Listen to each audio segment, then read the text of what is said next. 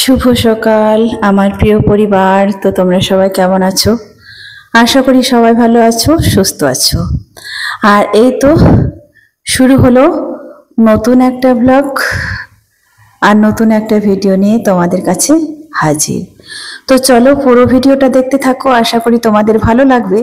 আর ভালো লাগলে like comment share করে দেবে। তো এটাই হচ্ছে নতুন বাড়ির নতুন সকাল আর নতুন সংসার। তো কেন বললাম এই কথাটা, নতুন বাড়ি নতুন সংসার? তো চলো, কারণ যখন আমরা ওই বাড়িটা ছেড়ে এই বাড়িতে উঠেছি, মানে কাজও বেড়ে গেছে প্রচুর, ধোয়াধুয়ি কাচাকাচি এই সমস্ত কিছু সব মিলিয়ে অনেক কিছু, শেষ আর হয় না। তো এখন তো বর্ষাকাল, তোমরা সবাই জানো একদিনে শুকায় না। তো হালকা হালকা করে সেইভাবে কেচেছি, আর কাঁথাগুলো কেচেছি, আজকে না শুকালেও কালকে শুকাবে, যাই হোক। তো আর হচ্ছে মশারি হচ্ছে দুটো ছিল, কম্বল দুটো। তো যাই হোক মোটামুটি কেচেছি, আর বলেছিলাম সবকিছু কেচেই তুলবো এই ঘরে। তো চলো, আমি নিচে হচ্ছে কেচে কেচে দিচ্ছি, আর ওরা দু বোনে যাচ্ছে আর শুকাতে দিয়ে আসছে। এখানে অবশ্য কাপড় শুকানোর কোনো প্রবলেম হয় না, সমস্যা হয় না, বিশাল বড় অনেক বড় ছাদ। আর এখান থেকে মন খুলে এই যে আকাশ, কি সুন্দর আকাশটা দেখা যাচ্ছে, তাই না? মন ভরে যাচ্ছে। আর ওখান থেকে এই সমস্ত কিছুই দেখতে পেতাম না যদি ঘরের একবার ঢুকে গেলে আর বাইরের কোনো দৃশ্য দেখা হতো না। না ছিল জানালা, না বাইরে শুকাতে দেওয়ার প্রচুর প্রবলেম হতো।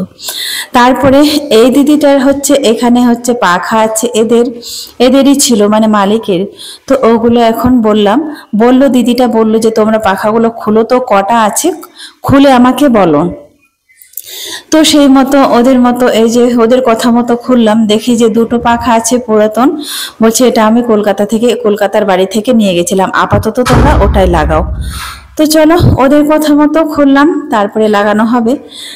তারপরে বন্ধুরা এখন হচ্ছে সন্ধ্যাবেলা, এসছিলাম ছাদে, বাকি কাপড় ছিল তো একবারে রেডি হয়ে গেছে। কেন এখন যাব হচ্ছে সেই আগের বাড়িটাতে যাব, চাবিটা দিয়ে আসা হয়নি, আর হচ্ছে কাকুর সাথে দেখা করেও আসা হয়নি। তো যখন জিনিসগুলো টুকটাক করে আনা হলো, তখন কি বলতো, তখন হয়তো কাকু থাকতো না, কিংবা অন্য কিছু এরকম।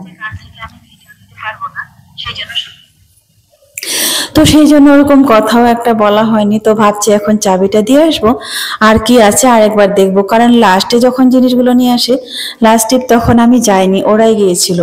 তো চলো রেডি হয়ে গেছি, এখন যাব। আর এখানে একটা শর্ট ভিডিও করার জন্য ছাদে উঠেছিলাম। তো ছাদে উঠে শর্ট ভিডিও করার জন্য খুব পারফেক্ট একটা জায়গা। আর এখানে কি বলতো, মানে ছাদটা ছোট না, বিশাল বড়, বাচ্চাগুলো আমার প্রয়োজনে বিকালবেলা এখানে উঠে খেলতেও পারবে, আর হচ্ছে সকালবেলা হাঁটাহাঁটিও করা যাবে। যদিও হাঁটার আমার প্রয়োজন নেই, কারণ আমার বেলকনি আছে, আবার ডাইনিং আছে বিশাল বড়, সেখানে হয়ে যাবে। কি সুন্দর ওরা ছাদের উপরে চাষ করেছে, ফুলগুলো দেখে যেন মনটা ভরে যাচ্ছে। সত্যি ঝিঙেটা একরকম আর তার ফুলটা একরকম, এত সুন্দর হলুদ, দেখে যেন প্রাণটা ভরে যাচ্ছে। আসলে যে কোনো ফুল হোক না কেন, ফুল ভালোবাসে না এমন কোনো মানুষ পৃথিবীতে নাই, নাই বললে চলবে না। আছে কিছু কিছু, তাদেরকে আমি মানুষে মনে করি না। ফুল আর গান যারা ভালোবাসে না, তারা মানুষের পর্যায়ে পড়ে না। আছে আমার খুব কাছের ঘনিষ্ঠ। তো যাই হোক, চলো, এখানে সব কিছু চাষ করেছে। রিয়া বললো আমাকে, মা একটা ছবি তুলে দাও। ছাদটা পাওয়ার পরে ওরাও দুবনে ভীষণ খুশি, কারণ ওইখানে একটু বের হতে পারতো না, কোথাও দাঁড়াতেও পারতো না, বের হতেও পারতো না। তো চলো নিচে নামি, এবার ঘরে আর ঢুকবো না, দরজায় তালা দেওয়া হয়ে গেছে, এবার নেমে একবারে বেরিয়ে চলে যাব। চলো, সন্ধ্যা সন্ধ্যা হয়ে এসছে প্রায়, চাবিটা দিব, কথা বলবো, দিয়ে বাস চলে আসবো, অন্ধকার হয়ে এসছে। তো আসলে যেহেতু অনেকদিন ওই জায়গাটায় ছিলাম, তবে মায়া ছিল একটা, কারণ বাচ্চাগুলো তখন ছোট ছোট ছিল, মানে একটা 3 বছর বলতে গেলে, 3 বছর 3.5 বছর অনেকটা সময়, লম্বা একটা জার্নি, তাই না? তো ভালোই ছিলাম। ওই তো সমস্যা একটা ঘরটাই, যে দুটো ঘরের মধ্যে সব কিছু আয়ত্তের মধ্যে, আর কোনো কিছু বাইরে নেই। চলে এসছি এবার বাড়িতে, এখন হচ্ছে সন্ধ্যাবেলা, আর হচ্ছে ভাত তো দুপুরে আছে, ভাত রান্না করব না, তবে তরকারি একটু রান্না করতে হবে। তো কি করি চলো, আপাতত দুধটা জাল দিব, দুধটা জাল দিয়ে ওরা তো বেলকনিতে বসে আছে, তো দুদিনের দুধ এখানে জমা হয়ে আছে, কারণ আমরা যে এদিক সেদিক ছোটাছুটি করছি, দুধটা না খেতে দেওয়ার সময় পেয়েছি না খাওয়ার সময় পেয়েছি, দেওয়ারও সময় পাইনি। আসলে জিনিসগুলো আনা নেওয়া আবার কাচাকাচি গোছানো করতে করতে মোটামুটি 2টা সপ্তাহ লেগে যাবে। কারণ যারা ঘর চেঞ্জ করে তারাই বলতে পারবে সত্যি কতটা যে কষ্টের ঘর চেঞ্জ করা। তারপরে এখানে আবার 3 তলার উপরে আছি, আর বলার কোনো ভাষা নেই। কারণ অনেক খোঁজাখুঁজির পরে এটাই পেলাম। ভাবছি এটা যদি না নেই তাহলে অবশেষে আবার এটাও যদি না পাই তাহলে তো মুশকিল হয়ে যাবে। তারপরে অনেক চিন্তা ভাবনা করার পরে এটাই নিয়ে নিলাম। চলো, আসার পরে মাঝামাঝি সবকিছু কমপ্লিট করে নিলাম। এবার তোমাদেরকে একটু কিচেনটা দেখাই। ওইখানে অনেক কষ্ট করেছি, শোয়ার ঘরটায় রান্না করেছি, কিন্তু এইখানে অনেক বড় কিচেনটা, এখানে একদম খোলামেলা অনেক কিছুই থাকবে, ভাবতে হবে না।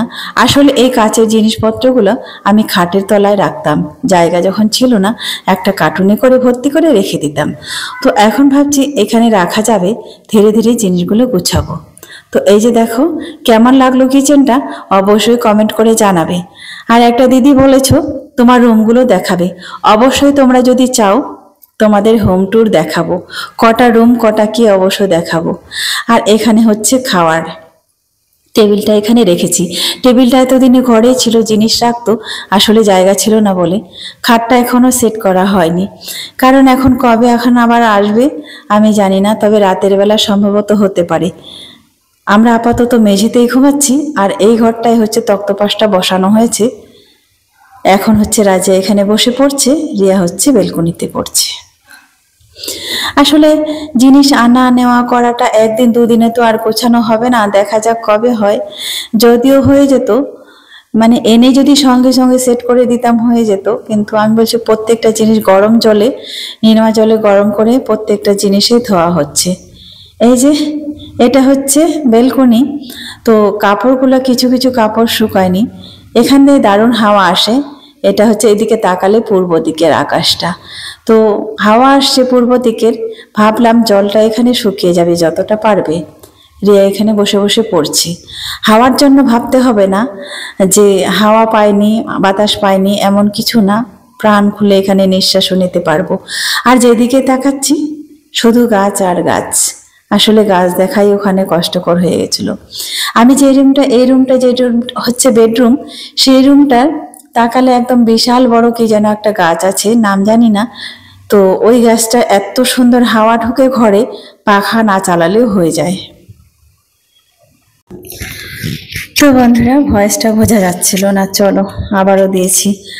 আসলে আমি একটু আস্তে কথা বলি তাই তোমরা বুঝতে পাও না, একটু আস্তে আস্তে কথা বলি। তো বাইরে থেকে খুব সুন্দর হাওয়া দিচ্ছে।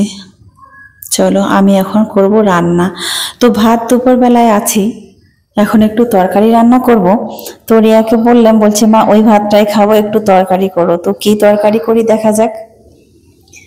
চলো, তরকারি বলতে এখানে বন্ধুরা করে নিয়েছি, আজকে ডিম ভেজে নিয়েছি। এই ডিমটা ভেজে আজকে ঝোল করব সর্ষে বাটা দিয়ে। তো এরকম একদিন অনেক দিন আগে রান্না করেছিলাম, খেতে অবশ্য ভালোই লেগেছিল। আর করব গোল গোল করে আলু ভাজা আর ডাল সিদ্ধ করেছি। তরকারি অনেকগুলোই নাই নাই করতে অনেকগুলোই করে নিলাম। আসলে শরীরটা ক্লান্ত হয়ে গেছে জিনিসগুলো আনা নেওয়ার পরে না, আর ইচ্ছা হয়নি যে রান্না করতে যাই, তরকারি রান্না করি ভাত রান্না করি, এমনকি মনেও চায় না যে খাই, এত ক্লান্ত লাগে। তো এখন হচ্ছে রাত্রি 9টা, খাটটা এখন আমাদের সেটিং করছে। আজকে ঠিক হয়ে যাবে খাটটা, তবে ঘুমাতে পারবো না, কারণ ওগুলো সব রোদে দিব। তারপরে এটা হচ্ছে তোষকটা হচ্ছে রোদে দিব কালকে, তারপরে এই বিছানাটায় ঘুমাবো। তো চলো, আমি এদিকে রান্না করছি আর ওরা ওইদিকে দু বোনে সাপ্লাই দিচ্ছে আর খাটটা সেটিং করছে। তারপরে চলো চলে আসলাম আবারও রান্নাঘরে। কড়াইতে আলুটা আগে দিয়েছিলাম, তারপরে ভাবলাম দেরি হয়ে যাচ্ছে, তো তাড়াতাড়ি করে তারপরে ওটাই হচ্ছে আলুটা দিয়ে দিলাম। এখানে হচ্ছে ডিমের একটা বাটনা করছি। চলো, সরষা বাটা দিয়ে সব কিছু দিয়ে একটা ঝোল করব, একটা টমেটো দিয়ে দিয়েছি। এখানে রান্না করতেও কোনো সমস্যা হয় না, যে মাঝামাঝিরও কোনো সমস্যা হয় না। তো চলো বন্ধুরা, আজকের মতো এখান থেকে শেষ করছি। ভালো থাকবেন, সুস্থ